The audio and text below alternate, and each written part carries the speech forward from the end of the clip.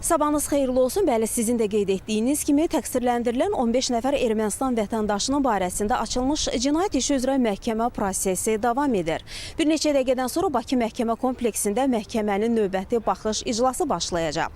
Başqa sözlə desək, Ermənistanın bir zamanlar Azərbaycan ərazilərində qanunsuz yaratdığı qondarma rejimdə dırnaqarası müxtəlif vəzifələr tutmuş və Azərbaycana və xalqımıza qarşı çoxsaylı cinayət əməlləri törədənlər bugün Bakıda məhkəmə qarşısında mühakimə olunurlar.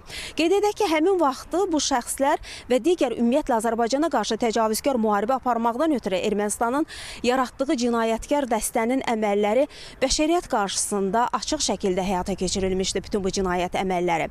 Bugün də məhkəmə prosesi açıq şəkildə keçirilir və məhkəmə prosesində çoxsaylı şahidlər, zərər çəkənlər, müxtəlif şəxslər iştirak edirlər. Görüntülərdən də göründüyü kimi bugün də məhkəmə iclasına çoxsaylı zərər çəkənlər gəlib, həmin zərər çəkənlərin bir qismi məhkəmə prosesində zərər çəkmiş qismində əyləşirlər, bir qismi isə məhkəmədə ifadə verirlər.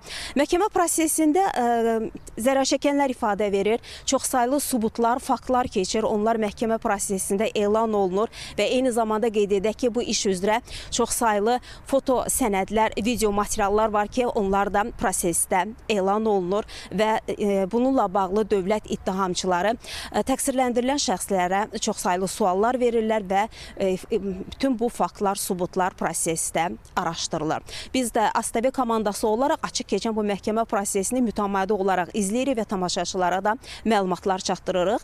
Qeyd edək ki, təqsirləndirilən 15 nəfər Ermənistan vətəndaşı Azərbaycan Respublikası Cinayət Məcəlləsinin çoxsaylı maddələri, o cümlədən sülh və insanlıq əleyhinə cinayətlər, müharibə cinayətləri, terrorçuluğun maliyyələşdirilməsi, soyqırımı, deportasiya və digər maddələrlə təqsirli bilinirlər.